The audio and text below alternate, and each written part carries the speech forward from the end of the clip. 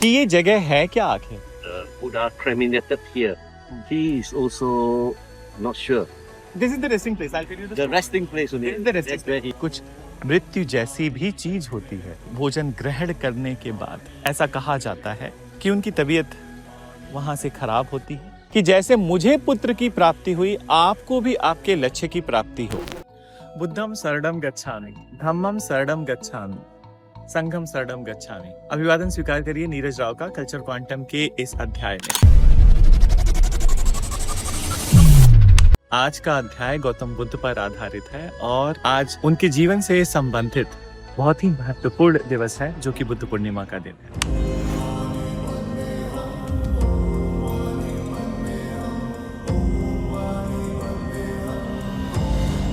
Today we are at the place where Gautam Buddha was cremated, the Ramabhar Stoop.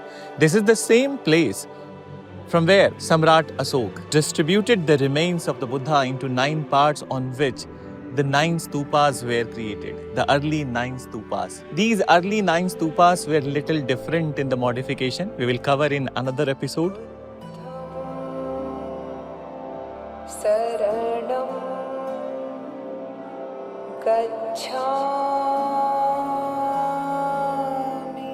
Gautam Buddha का जन्म शाक्य वंश में महाराज शुद्धोधन के घर हुआ था। उनकी माता महामाया देवी कोलिया वंश से बिलोंग करती थी। 7 दिनों के पश्चात अभाग्यवश उनकी माता का निधन हो गया और गौतम बुद्ध का पालन पोषण उनकी मौसी गौतमी, जो कि राजा शुद्धोधन की दूसरी पत्नी भी थी, उनके द्वारा किया गया। ऐसा कहा जाता है कि गौतम बुद्ध का नाम उनकी मौसी के नाम पर भी पड़ा था, गौतम। पर यह भी सत्य है कि उनके नाम में गौतम शब्द की वजह उनका गोत्र भी है। गौतम गोत्र को वो बिलोंग करते थे। उनके जन्म के पश्चात उनके पिताजी को उन्हें देखकर बड़ी ही प्रशंसा महसूस होती थी और ऐसी ही कुछ अलग छवि थी गौतम बुद्ध की, जो हर कोई उनकी तरफ आकर्षित होता था।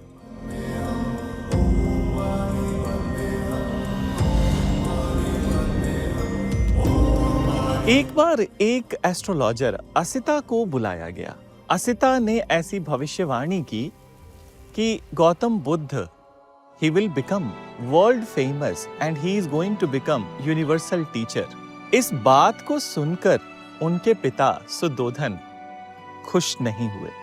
कोई भी ये नहीं चाहता कि महाराज का बेटा एक अध्यापक बने। बड़ी आश्चर्य की बात है। Everybody wants to have a very good teacher, but then nobody wants to become a teacher. His father was no exception.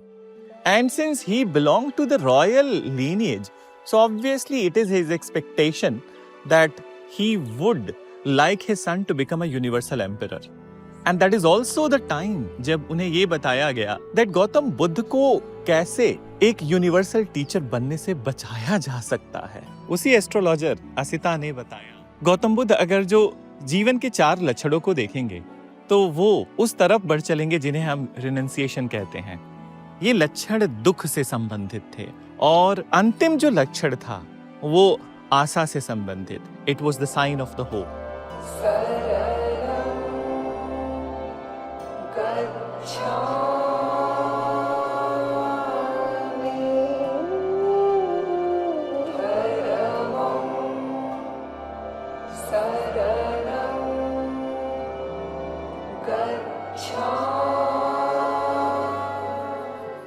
So his father, he made an arrangement that Siddharth must not see the miseries of the life. उन्हें किसी दुख को न देखना पड़े।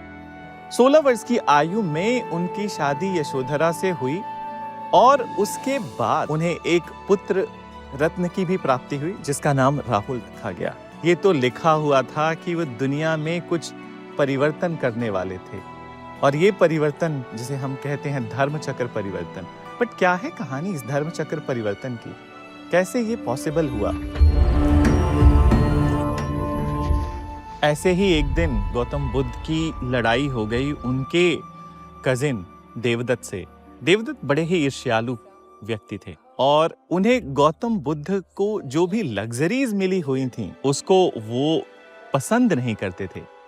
ऐसे ही एक दिन इस झगड़े में गौतम बुद्ध को देवदत्त ने कहा कि ये जितनी भी भोग विलास की वस्तुएं, लग्जरी आइटम्स, लग्जरी लाइफ जो तुम एंजॉय करते हो, वो एक दिन खत्म हो जाएगा, तुम्हारे शरीर के साथ तुम्हें मृत्यु की प्राप्ति होगी। शायद पहली बार गौतम बुद्ध ने सुना था कि कुछ मृत्यु जैसी भी चीज होती है।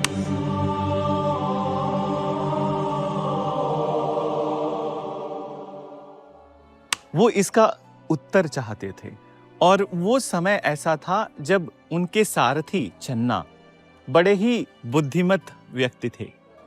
उन्होंने एक दिन अपने सारथी चन्ना से ये पूछा कि ये मृत्यु क्या होता है। चन्ना ने उनसे कहा कि मृत्यु को जानने के लिए पहले अपने इस महल के बाहर की दुनिया को जानो सिद्धार्थ। चन्ना के कथानुसार एक दिन सिद्धार्थ अपने महल से बाहर निकलते हैं और वो एक के बाद एक जीवन के उन 4 लक्षणों को देखते हैं जिनके बाद उनकी जिंदगी बदलने वाली थी। ऐसा कहना उचित ना होगा कि उनकी जिंदगी बदलने वाली थी। बेहतर तो ये होगा कि हम ये कहें कि वो बहुतों की जिंदगी बदलने वाले थे।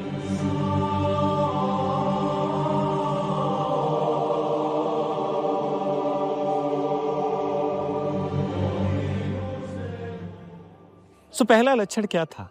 The first sign of the life was an old man. The second, sick person.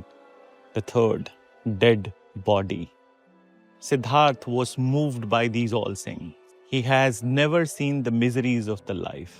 और उसके बाद वो विचलित भी होते हैं. He is in anxiety. He is perplexed. Siddharth is no more the same. And finally, Siddharth is able to see the yellow-robed monks who are walking together. There is no expression on their face. There is no sadness. There is no joy on their face. And they are unmoved by any such painful situation. Sangham saranam gaccha. ऐसा ही कुछ देखकर उन्होंने चन्ना से पूछा कि ये लोग ऐसे क्यों हैं?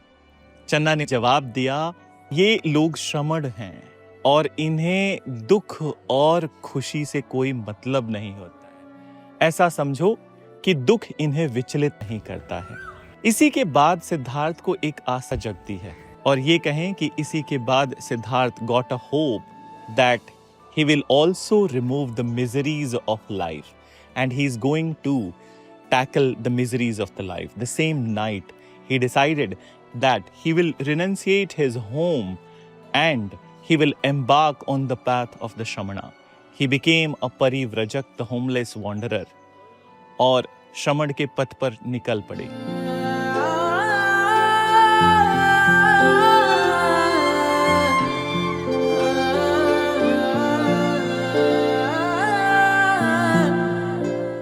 पर इतनी आसान राह नहीं थी सिद्धार्थ की कि निकल पड़े और बुद्ध बन गए। बुद्ध बनने की कहानी भी लंबी है। सबसे पहला तो ये कि उन्हें एक गुरु की आवश्यकता थी। आखिर उन्हें एक गुरु मिले। ये गुरु अरद कलाम थे। अरद कलाम was an early Sankhya philosopher and Gautam Buddha or Siddharth Gautam learned many such layers of the techniques of the meditation with Arad Kalam. And one fine day, after he has completed his layer of education with the Arad Kalam, उन्हें अपने गुरु का आश्रम छोड़ना पड़ा। ऐसा नहीं है कि सिद्धार्थ ने छोड़ा, उनके गुरु ने उन्हें विवश किया कि वो आश्रम छोड़ दें। गुरु को ये पता था कि सिद्धार्थ की फर्दर ग्रोथ उनके आश्रम में नहीं, उनके अपने में ही निहित है।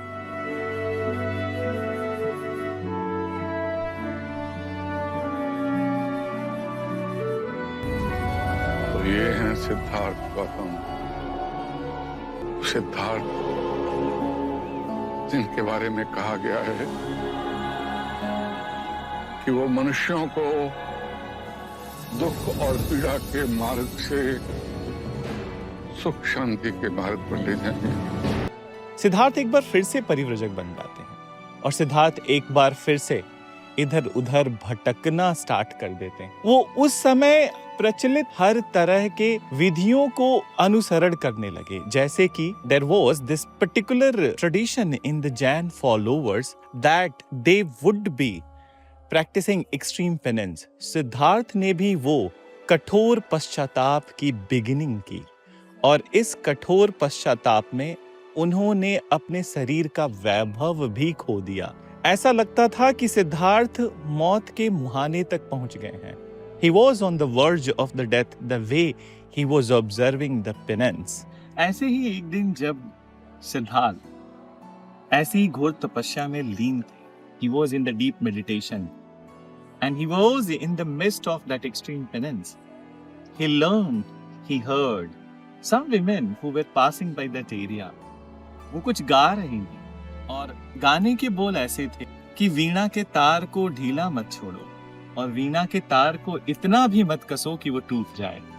Don't let the strings loose and don't tighten it so much so that it breaks. This is where he got that what he was following.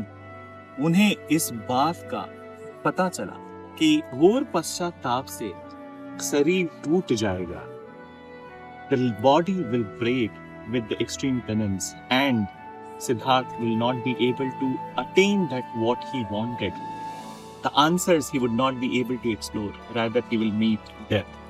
शायद हम यही कहते हैं कि यहीं से उस मध्यम मार्ग की शुरुआत होती है जिसे पूरी दुनिया को सिद्धार्थ ने सिखाया। इस अध्याय के बाद सिद्धार्थ ने अपने शरीर का ध्यान रखना स्टार्ट किया। He was never into the extremes, any of the extreme of the lows and extreme of the highs. And then he learned the art how to be in the optimum. And being in the optimum, how to attain, how to gain that knowledge, that reality, and that particular formula to say, which will relieve the world from the clutches of the misery.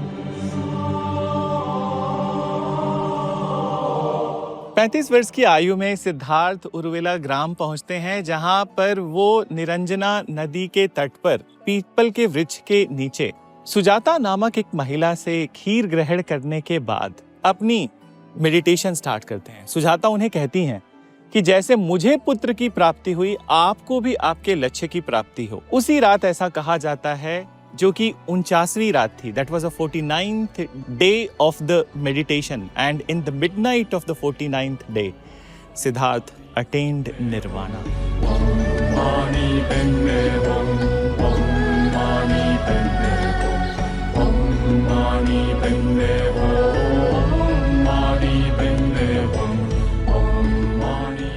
What is this nirvana? We will get to know in some other episode. But for the time being, nirvana is the extinguishment of the flame of desire, extinction of the flame of desire. उन सारी तृष्णाओं का खत्म हो जाना जो कि हमें मोह माया बंधन में बांधे रखती है, इसी को निर्वाणा कहते हैं। निर्वाणा प्राप्त करने के बाद बुद्ध अपना उपदेश देने के लिए सारनाथ पहुंचते हैं। सारनाथ को ऋषिपटना भी कहा जाता है। ऋषिपटना में वो अपना पहला उपदेश देते हैं और इस पहले उपदेश को हम धर्म चक्र परिवर्तन कहते हैं।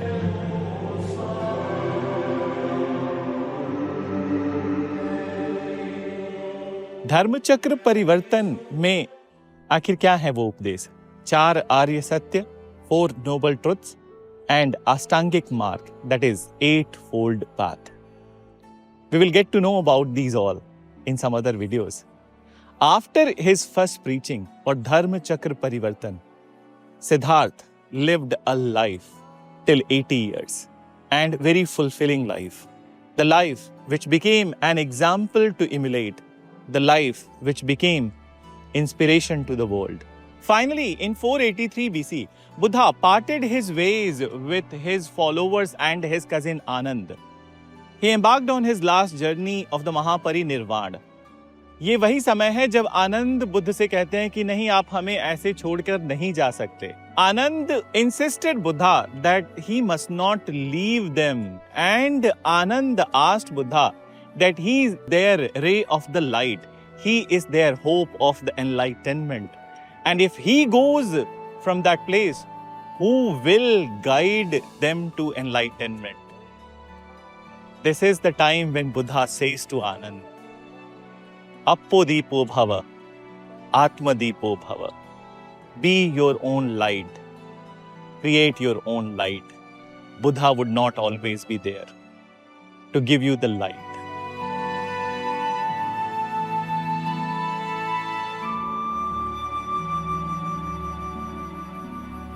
So finally, it is 483 BC.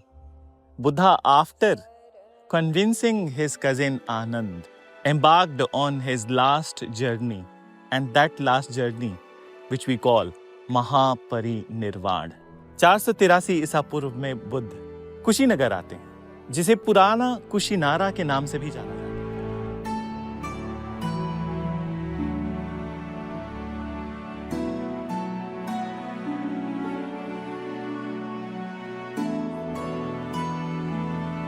Kushinagar में ऐसा कहा जाता है that he took food from the hands of a untouchable family. Since it was a non-vegetarian food, Buddha was, or he might be reticent to having it, but he did not. Rather, Buddha decided that he will take the food so that the family must not get offended. The family must not feel that since they belong to the lower caste, he is not receiving the particular food. Buddha ने वहां से वो भोजन ग्रहण करने के बाद ऐसा कहा जाता है कि उनकी तबीयत वहां से खराब होती है, और 483 ईसा पूर्व में इसी जगह पर जहां पे Buddha was cremated, in this particular town itself, he took his last breath, Mahaparinirvan, which is also called as the final blowout.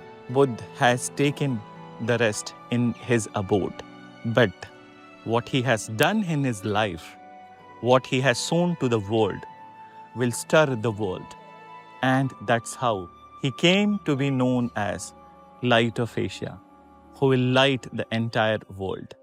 And with his light, everyone will emulate his path to create a light for themselves.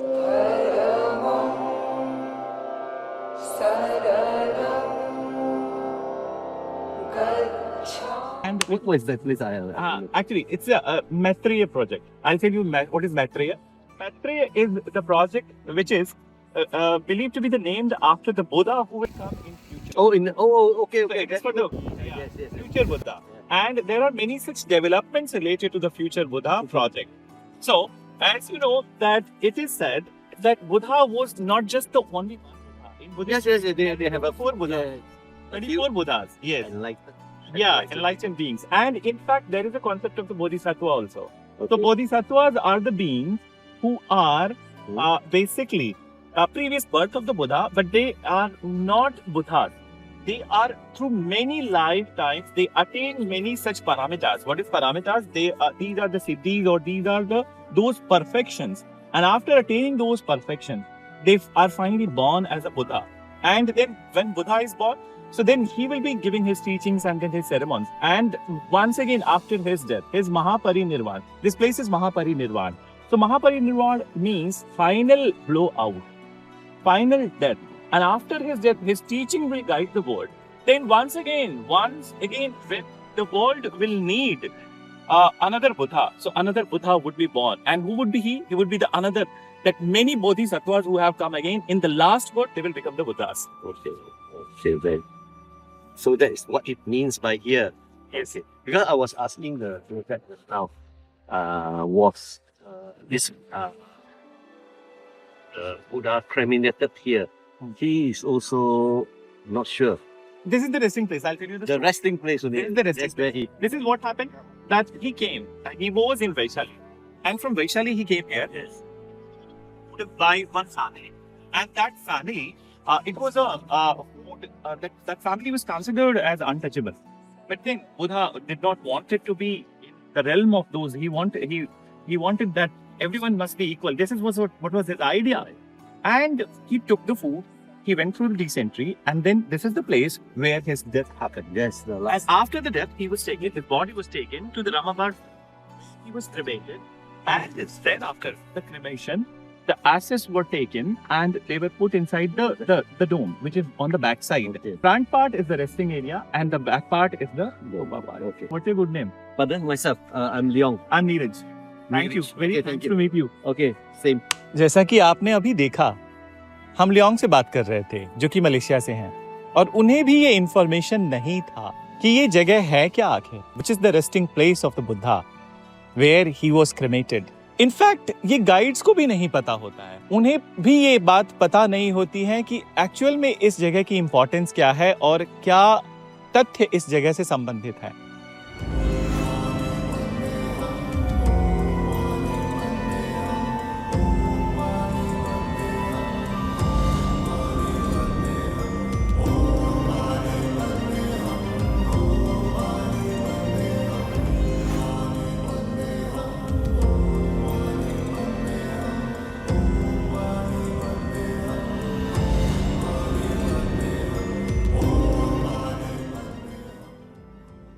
To dispel this kind of misinformation, we have come here with the Culture Quantum to spread the information, and the information which is the right information. Please do like, share, subscribe, and recommend our channel, Culture Quantum. Thank you.